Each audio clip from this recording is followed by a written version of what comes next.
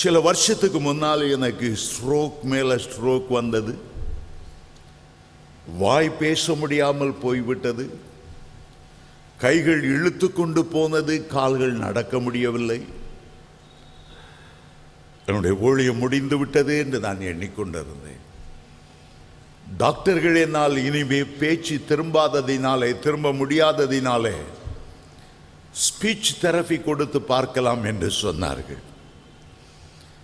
அதனால் ஆண்டவர் பெரியவர்.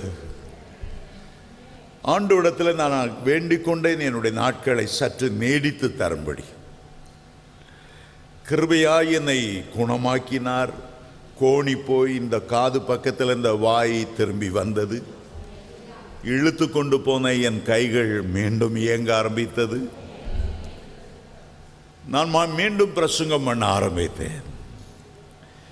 ஒரு நாள் என்னுடைய காரிலே போய்கொண்டிருக்கும் போது கோடம்பாக்கத்தில் ஒரு சிவப்பு நிற விளக்கு, டிராஃபிக் லைட், என்னுடைய டிரைவர் காரை நிறுத்தினார்.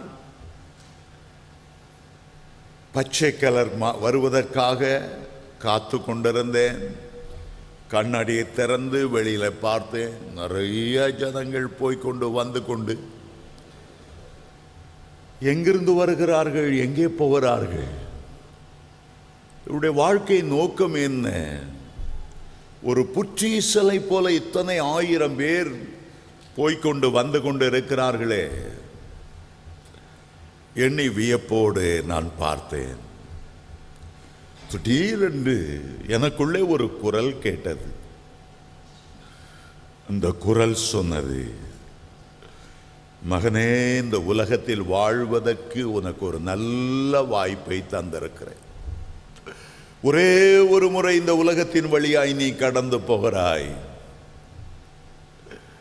நான் இந்த உலகத்தில் வாழ்ந்தேனோ அதே உலகத்தில் நீ வாழ்ந்தாய். நான் என்ன சுவிசேஷத்தை பிரசங்கித்தேனோ அந்த சுவிசேஷத்தை உன்னை நம்பி உன்னுடைய கையில கொடுத்திருக்கிறேன்.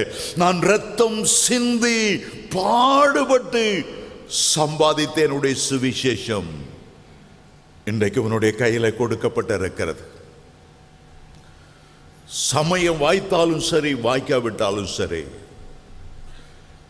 என்னுடைய சுவிசேஷத்தை ஜாக்கிரதையாய் பிரசங்கம் பண்ணு.